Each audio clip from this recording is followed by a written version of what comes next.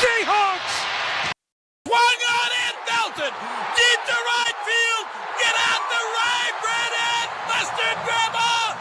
It is grand salami time! How's it going, everybody? Welcome to episode 5 of the 12th Inning Podcast. My name is Rich. I'm joined by my buddy Mitch, and on today's episode, we're going to go over the Seahawks' most recent win against the Cardinals. It was a win, all right. Then we are going to go over our tides of the week, kind of diving a little bit more into some details about the game. After that, we're going to look ahead at the Seahawks game versus the Tampa Bay Buccaneers coming up this Sunday. And then we'll look ahead around the league and kind of see how some other teams are doing. After that, we'll move into our Mariners section where we'll get you caught up on the last week of Mariners baseball. There has been a lot to catch you up on. And then we'll look at the postseason picture, what games have been played, and who the Mariners may face in the postseason moving forward. So there's a spoiler for what happened. But if that all sounds good to you guys, go ahead, let's buckle in, and let's get right to it.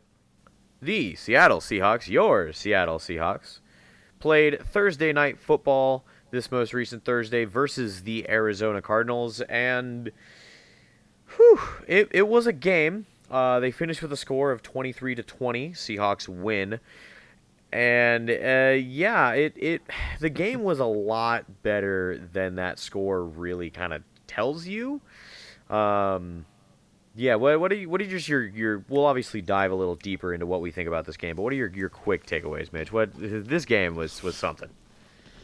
The first half was great. I don't know what happened in the second half where they just decided, oh right, we're the Seahawks, we're supposed to give our fans a heart attack before winning this game. Yep. They literally went back to like old Seahawks right there of like, yeah, we're doing good. Hey fans, just so you're aware, we didn't give you a heart attack yet, so here it comes. I swear, dude, I chose to be a Seattle sports fan, and every single day it threatens to turn me into my freaking father. Tell me about it. I swear to God, they're just always like, they always have to be like, you know what? I don't think we're making the fans stress enough. So let's do that real quick. Yeah, no, definitely. There were definitely some highlights of this game. I mean, it was not a bad game by any means. It was a good enough game that, I don't know if you've noticed, but the Seahawks have started getting some national attention. Like, some guys on Fox are saying, hey, Seahawks may be a dark horse to make the Super Bowl. Like, not even just win the division, but make the Super Bowl. Which, actually, I'm going to back up here real quick and say something. So, last week, I mentioned that I don't think the Rams are legit, and that the Cardinals are going to be the ones that we are battling for the NFC West at the end of the year. I'm going to roll that back.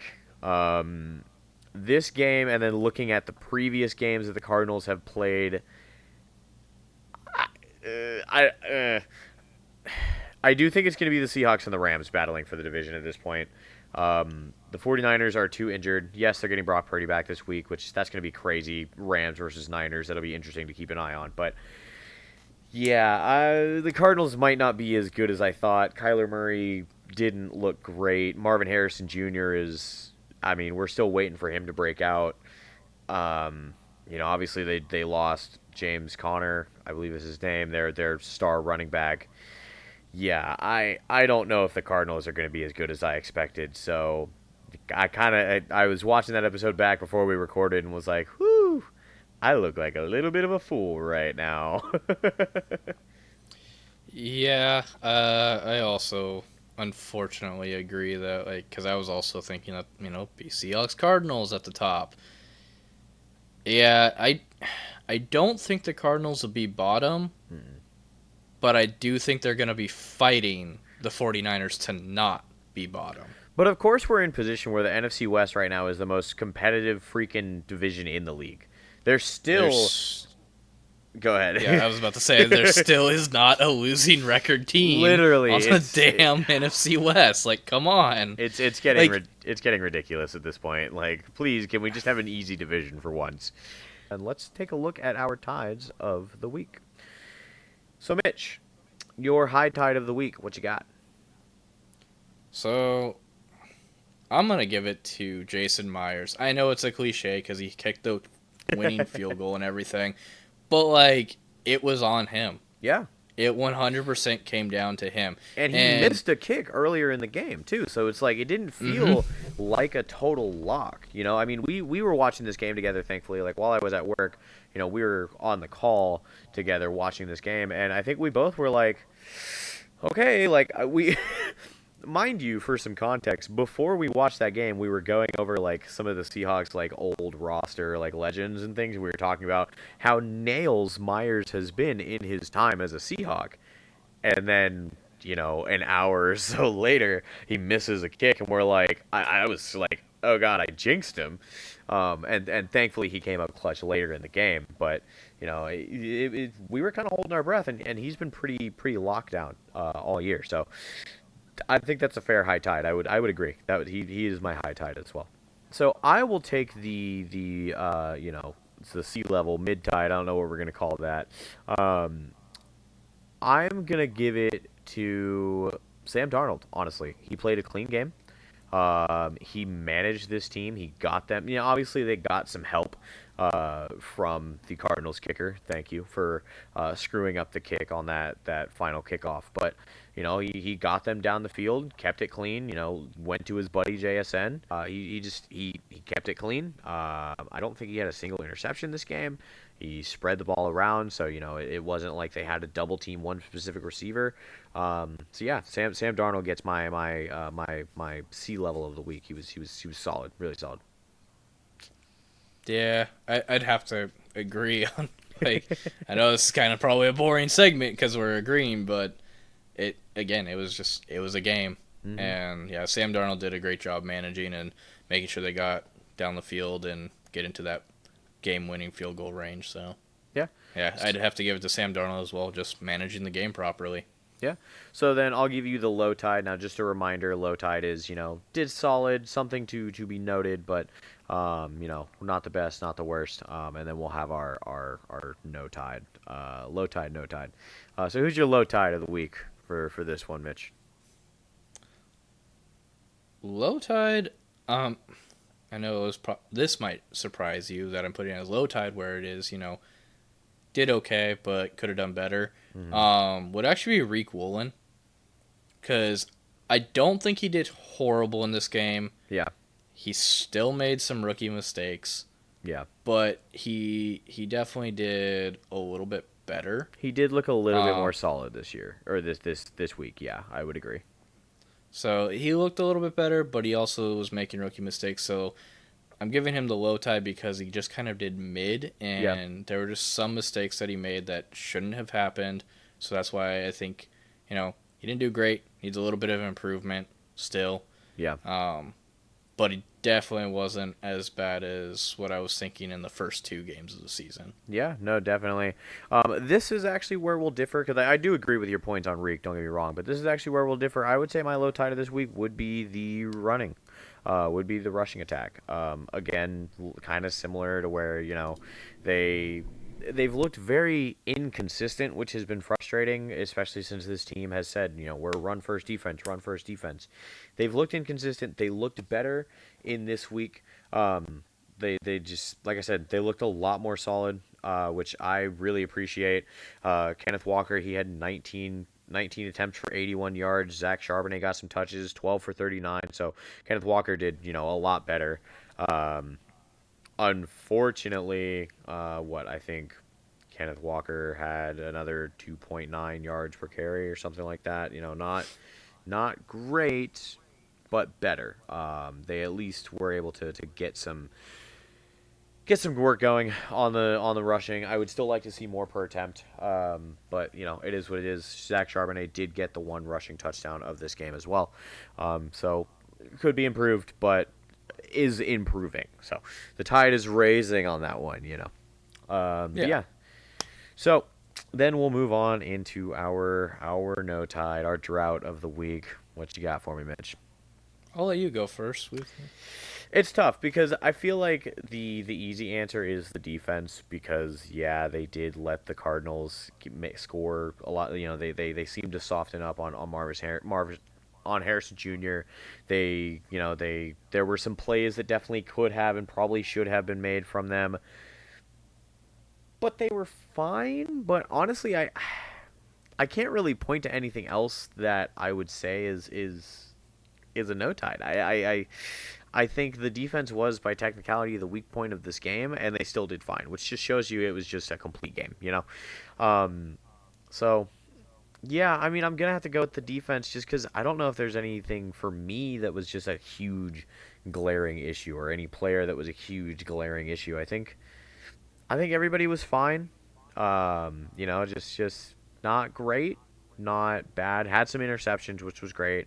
Still struggling to get the defense off on third down, which we really, really, really need to see improved, especially against this Bucks team that's going to be coming up. Like we'll talk a little bit more about that here in a second, but yeah, I guess I'd have to go with the defense, but they still didn't do that bad, you know. But I would say the defense. So my no tide is gonna have to be number 75, Anthony Bradford on the offensive line. Yeah. He didn't block. Yeah. He was didn't rough. block a single person. Can I go back and change my answer? It was literally like oh my god, I was going back and watching because I happened to see something on TikTok mentioning it, and I was like, oh, I didn't really notice that during the game. Yeah. What did I miss? And so then I went back and was watching all of the times that Sam Darnold was being pressured and that Kenneth Walker wasn't able to run and all of that. And as I'm watching it, yeah, if you watch number 75, he just lets guys slip right on by. He doesn't even get a hand on them most of the time. Yeah, and it was bad. It's I remember I saw some clips. Now that you mentioned it, I'm like, damn, I should have made him my no tide. That is going to do it for our tides of the week. Mitch, do you have any other points on this game before we move on to look ahead to the Bucks game? Nah. All right. Let's move on to the game versus the Bucks game. Your jersey is what they will be wearing this week. It's actually going to be a 50th anniversary throwback celebration with the Seahawks wearing their throwbacks, and the Bucks are going to be wearing their white creamsicle unis, which I'm hyped about. I love the Buccaneers. They're honestly one of the teams I really, really like. Baker Mayfield is incredible. This is going to be a really fun game to see Baker Mayfield versus Sam Darnold. You know, they both were, kind of on the ropes with their careers in Carolina. Excuse me. Baker obviously went and had that amazing game Thursday night, 2 days rest versus with the Rams, and then got his job, rightfully so, with the Bucks, and has been solid for them ever since. And then of course Sam Darnold backs up in San Francisco and then has an incredible year in Minnesota, and now he's doing really, really well this year. So really, really fun quarterback matchup as well. Something I want to look at here actually is so I want to look at some stats, some head-to-head stats for the Bucks and the Seahawks players. So Baker Mayfield on the year right now, he's got 8 touchdowns, throwing for 904 yards. He's got 83 passes for 139 attempts. So doing solid. Sam Darnold, not nearly as many pass attempts, which makes sense. The Bucks are more of an air raid, pass heavy offense. 70 for 100, so much better completion rating there. 905 yards. So actually, while throwing less, has made more yards than Baker Mayfield, and has 5 touchdowns as well. So really, really solid play from both of those quarterbacks. Looking at our receivers, I'm sorry, Egbuka, JSN kind of throws you under the water. Although I will say, Egbuka does have more touchdowns, but JSN has him more yards and more receptions. And then rushing, pretty similar. Bucky Irving is the Buccaneers' leading rusher. He has 71 rushes for 237 yards and no touchdowns. Kenneth Walker has less rushes with 58, but of course we have a two-headed demon when it comes to rushing in Zach Charbonnet for 244 yards and 3 touchdowns. So pretty evenly matched as far as like our top 3 go. Now looking at where each of these teams rank for the year so far within the first 4 games. The Bucks are 14th in the league for points scored per game, whereas the Seahawks are 6th in the league with points scored per games with 27.8 versus the Bucks 24.3. Now this is where it gets really exciting, and you Mr. Defense Man, is gonna love this. And this might be the last stat I give because my phone is at 1%. The Bucks have allowed 24.3 points per game, putting them at 20th in the league. The Seahawks have allowed 16.8, so less than 17 points per game, putting them at second in the league for points allowed. This defense is incredible, which is why the Ravens fans are screaming for them to have Mike McDonald back. Sorry, y'all, you ain't getting him. He's ours now. Now, also just another one to highlight. We actually lead the Bucks in most categories, so like passing yards per game, rushing, offensive passing yards per game, defensive rushing yards per game. But the Bucks do have us on the rushing yards and defensive passing yards, so they're a little bit of a better passing defense than we are, which makes sense. But honestly, a really, really solid, evenly matched game, which is exciting because coming into this season, the Bucks were the ones who everybody was touting as they were going to be this high-powered offense, this really solid defense, and the Seahawks were like, I don't know, they're probably going to be ass, said everyone, except us, apparently. But I think the Bucks and Seahawks, I think, are a lot closer than people were expecting. And I think this is going to be a really, really fun game. I expect this, honestly, to be a defensive battle. I think it's going to be really fun, and I do feel confident saying that the Seahawks are going to win this game. This is going to be a huge test for this defense, though. Baker Mayfield is not a quarterback who fucks around. He almost beat the Eagles. This is, as a whole, honestly, a huge test for the Seattle Seahawks, offensive, defensive, because look at the opponents that we faced so far this year. The Niners, yeah, they're okay. The Steelers, yes, they're leading their division, but I do think that's just because they're in a weaker division. I don't think the Steelers are bad. I do think they're okay, but they're not an amazing team. The Saints, well, they're the Saints. And then the Cardinals, well, they're the Cardinals. The Bucks, I feel like, are our first true test team that we're facing. But I do think that we're going to be able to win, but it's going to be a slugfest, 100%. Defensive, offensive, it's going to be a slugfest.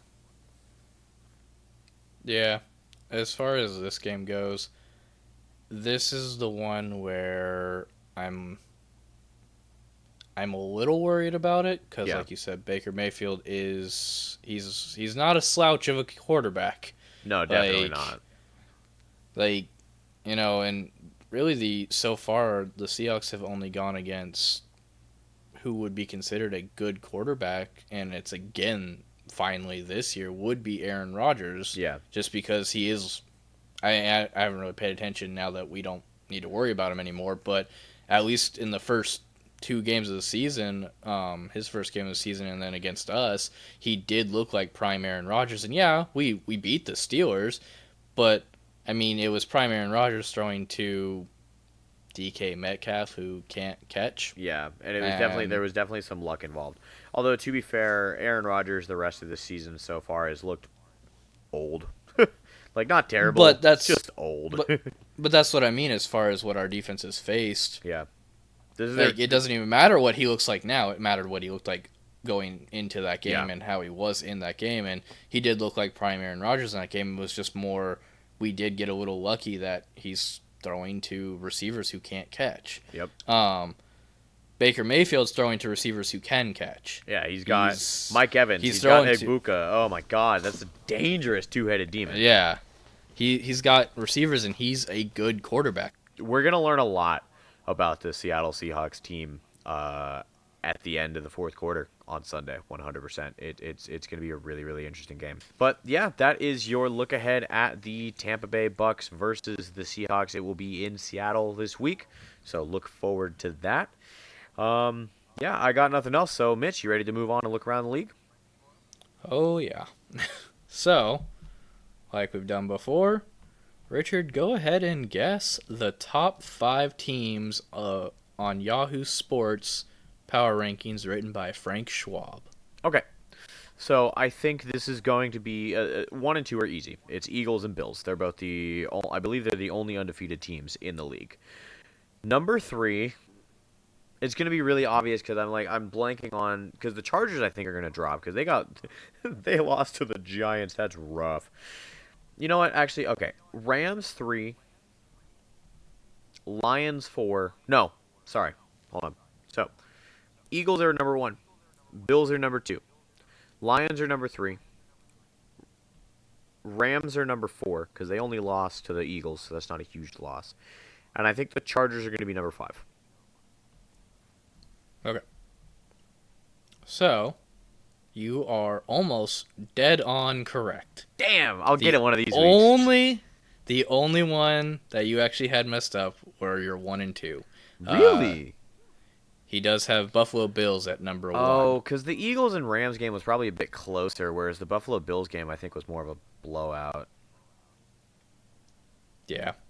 So yeah, it makes sense. the power rankings Frank Schwab has here is 1 Buffalo Bills, 2 Philadelphia Eagles, 3 Detroit Lions, 4 Los Angeles Rams, and 5 Los Angeles Chargers. Yeah. So number 1. The Bills, they didn't move anywhere. They were number 1 last week, number 1 again this week. Eagles, 2 last week, 2 again this week. Lions moved up from 5th to 3rd. Yeah. Rams moved from 6th to 4th. Yeah. And the Chargers moved down from 3rd to 5th. Yeah. Yeah. I mean, honestly, fair. Nothing too surprising with that ranking. It's not like they moved the fucking Chiefs up to number 5 now that they won 1 game, so. Yeah. Thank you, Mr. Schwab. And then what they have to say about, or what he has to say about the Bills, the Bills didn't blow out the Dolphins or the Saints, but worrying about that is a stretch. It's tough to get up for each game in a long season. The Bills won both games by double digits. There's no need to drum up unnecessary drama. The Bills are the best team in the NFL. Yeah, I would 100% agree with him on that. All right, and now the bottom 3 teams. Who do you think they are? So, very bottom is still going to be the Saints. Then I believe it's going to go Panthers at 31. Okay. Ooh. Actually, no.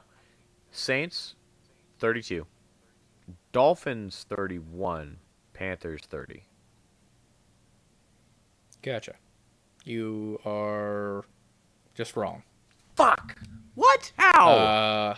Yeah, so I know we talked about this off screen, but the Saints moved. What?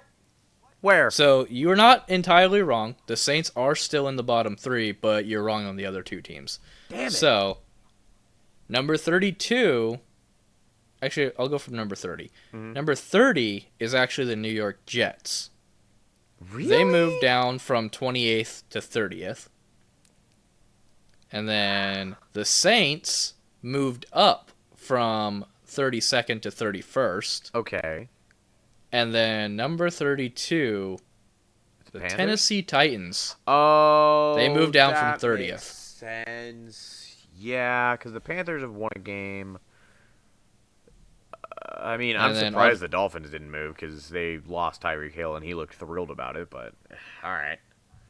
So you said the Dolphins and Panthers. I'll just tell you where they're at real quick. Yeah. The Dolphins moved up from 31st to 29th, so they weren't completely out of the bottom 3, but they did move out of the bottom 3. Yeah. They're just very close to it. Yeah. And then the Panthers moved down from 25th to 28th. Yeah. Okay. So they got close. Both teams did get close to the bottom 3. Yeah. But they are not in the bottom 3. And then what he had to say about number 32, the Tennessee Titans. Cam Ward's colorful post-game comments highlight his frustration. At least the Saints show some signs of fight. The Titans have lost by 8, 14, 21, and 26 points. It's getting worse. Oh. We're on weekly watch for head coach Brian Callahan, who seems like an extreme long shot to survive the season and even maybe October. Yeesh, that's rough. I mean, And fair I don't know though. if you saw Cam Ward's colorful. Didn't he say like post-game they comments. played like ass or something? He said, if we're keeping it a buck, we're ass. But yeah, I think there's a few other teams that we're gonna take a look at real quick. So we will take a look at the Seahawks, and then we'll take a look at the Buccaneers. Mm-hmm. So I will have you guess, where do you think the Seahawks are, and then where do you think the Buccaneers are? I think the Bucks are number 7, and the Seahawks are gonna be number 10. I love that you listen real well and do it backwards how I said. Fuck, I'm sorry. All right, what was it? Buccaneers are where? 7, And Seahawks? 10. Okay, you're wrong. Damn. 1 week you'll get them all right, everything right. And we'll celebrate. So fine, we'll do it backwards. Buccaneers are 9th actually right now. Okay. They moved down. They moved down from 8th. Yeah, I mean they lost, so it's okay. So what he had to say about that was the Buccaneers lost, but it was against the Eagles, and the bigger news was probably getting tackle Tristan Wirfs and receiver Chris Godwin Jr. back. Oh, the Buccaneers great. should be fine, though a trip to Seattle with the Seahawks on extra rest in Week 5 is a tough challenge. And then the Seahawks are 8th. Woo! They've made it into the top 10. Let's go. They moved up from 14th last week to 8th this week. And what he has to say about that is, the Seahawks are going to be good. They let down a bit in the fourth quarter and made a win against Arizona interesting. Stressful is the word he's looking for there, but interesting will do. But through 3 quarters, it was an impressive performance. It's a tough NFC West, but don't sleep on the Seahawks as a potential division winner. Beautiful. Oh, I love it. I love you, Schwab. You're, he knows ball. And he's also, just proven that we do also know ball. I know, right? That's exactly what we're saying. The NFC West is tough, but, the Seahawks could potentially win the division. It's going to be a fight, but they could do it. So you're 8th ranked, and where were the Bucks? They're 9th. 9th. So you're 8. You're 8. If we're gonna look at this in college football terms, which rest in peace to the Huskies getting ripped to shreds by Ohio State. If we're gonna say this in college football terms, this is a ranked game. Your 8 and 9 teams are going against each other. This is gonna be so much fun. Yeah, 2 top 10 teams right now. Yeah. According to Frank Schwab of Yahoo Sports, of course. Which he's the gospel. We'll have to. It's what we're using, so it's working. Someday when we get popular enough, we'll have to have him on someday. But yeah, so definitely. I think that is going to do it for our power rankings. And barring anything else from you, Mitch, I think it's time for us to look at our Seattle Mariners. Your AL West division winning Seattle Mariners. Yes, indeed. So, when we recorded, it was right before the Rockies series, which the Mariners needed to win one more game in order to make the postseason. Their magic number was 2, and they did it. They made the postseason game 1. They clinched it, had a beautiful celebration. Then they clinched their first AL West division crown since 2001. I was 8 months old the last time the Mariners did this. And they clinched it. They got it done. And not only that, they had one more little cherry on top.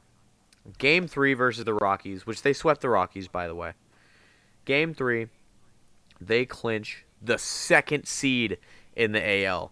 Meaning that not only are the Mariners making the playoffs, fuck the wild card, we want the division. And they got it. So your Mariners are right now on an off week, waiting to see who they're going to face in the American League Division Series. As far as who the Mariners may face in the ALDS, it is either going to be the Cleveland Guardians, who they made up 15 games. They were behind the Detroit Tigers for 15 games to the AL Central. Sorry, English is hard. And ended up winning the AL Central. The Tigers blew a 15-game lead on the AL Central, but they still made the playoffs. They still made the wild card. They are going to be facing one of those two teams, whoever wins. The Guardians won today. The Tigers won today. Mitch, if the Tigers make it, I'm scared because Scooble looked horrifying. I think he had something like 14 strikeouts. He went 103 pitches. He was lights out because this is postseason baseball. You know, you're not trying to baby your pitchers and get them to the next game. You're throwing like the Tigers manager put it perfectly. I'm not pulling Scooble out of the game until he's out of gas. Like, that is postseason baseball.